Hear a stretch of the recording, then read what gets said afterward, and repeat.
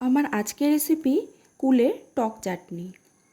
বাঙালিরা শেষ পাতে চাটনি খেতে কিন্তু ভীষণ ভালোবাসে। শেষ পাতে যদি কুলের এই টক চাটনিটা আঙুল দিয়ে চেটে চেটে খাওয়া যায় তাহলে মনে হয় খাওয়াটা আরও তৃপ্তি করে খাওয়া হয়েছে। তাহলে চলো বন্ধুরা, কথা না বাড়িয়ে রেসিপিটা এখন শুরু করা যাক। আজকে আমি টমেটো দিয়ে কুলের এই টক চাটনিটা বানাবো। সেজন্য আমি এখানে টমেটোগুলোকে ধুয়ে নিয়েছি। আর এদিকে আমি কুলগুলোকে একটা বাটির মধ্যে নিয়েছি। কুলগুলো কিন্তু একদম শুকনো।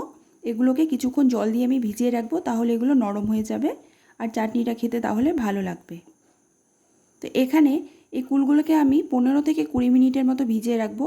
আর একদম কিন্তু একটু বেশি জলেই ভিজিয়ে রাখতে হবে, তাহলে এগুলো নরম হয়ে যাবে। ততক্ষণে আমি এদিকে টমেটোগুলোকে বেটে নিচ্ছি। তোমরা চাইলে এভাবেও বেটে নিতে পারো, অথবা তোমরা এগুলোকে মিক্সিতেও পেস্ট করে নিতে পারো। তো এরকমভাবে বাটলে কিন্তু টমেটোগুলোর কোনো বড় অংশ থাকবে না আর খোসাগুলো উঠে আসবে। আর খোসাগুলো যদি চাটনিতে থাকে তাহলে কিন্তু খেতে ভালো লাগবে না। তাই আমি এভাবেই টমেটোগুলোকে হাত দিয়ে বেটে নিলাম। আর দেখো বাটা হয়ে গেছে। এর সাথে সাথে আমার কুলগুলো কিন্তু একদম নরম হয়ে গেছে। এগুলোকে আমি খোসা ছাড়িয়ে আলাদা করে নিয়েছি। খোসাটা আলাদা রেখেছি আর বীজটাকেও আলাদা করেছি। সাথে যে জলের মধ্যে আমি কুলটাকে ভিজিয়ে রেখেছিলাম সেই জলটাও রেখে দিয়েছি। এই জলটা পরে চাটনিতে আমার কাজে লাগবে। এবার আমি কড়াই বসিয়ে সামান্য একটু তেল দিয়ে দিলাম। খুব সামান্য কিন্তু তেলে এই চাটনিটা তৈরি করতে হবে। তারপর একটু আমি দিয়ে দিলাম 5 ফোড়ন, সাথে 2টা আমি তেজপাতা দিয়ে আর খুব ভালোভাবে নেড়েচেড়ে নিচ্ছি। আর একটা দিয়ে দিয়েছি আমি শুকনো লঙ্কা। এগুলো হালকা একটু লাল হয়ে গেলে আমি এখানে দিয়ে দিচ্ছি কাঁচা লঙ্কা।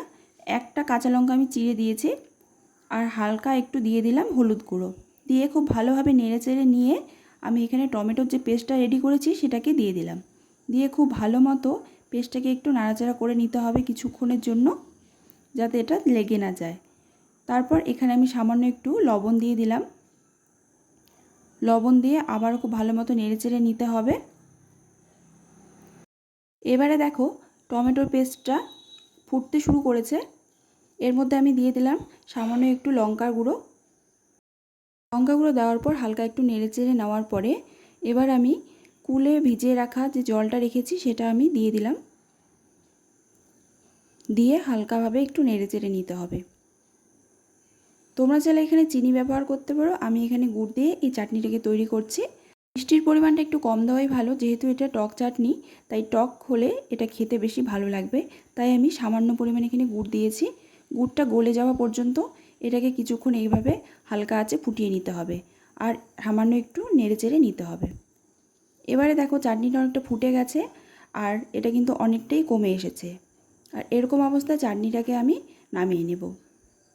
এটা এবার খাওয়ার জন্য তৈরি হয়ে গেছে। তো দেখো চাটনিটা কতটা দেখতে ভালো লাগছে। এই চাটনিটা কিন্তু তোমরা কুলের পরিবর্তে তেঁতুল দিয়েও করতে পারো। টমেটো আর তেঁতুলের দিয়ে যে চাটনিটা হবে সেটাও খেতে কিন্তু বেশ ভালো লাগবে। আর এই প্রচণ্ড গরমে শেষ পাতে একটু টক থাকলে এটা কিন্তু শরীরের পক্ষে অনেকটাই উপকার হবে। রেসিপিটা ভালো লাগলে তোমরাও এভাবে ট্রাই করতে পারো। আশা করছি খেয়ে ভীষণ ভালো লাগবে। আজকের মতো রেসিপিটা এখানেই শেষ করছি। আবারও কোনো নতুন রেসিপি নিয়ে ফিরে আসবো। ততক্ষণে তোমরা সকলেই ভীষণ ভালো থেকো আর সুস্থ থেকো।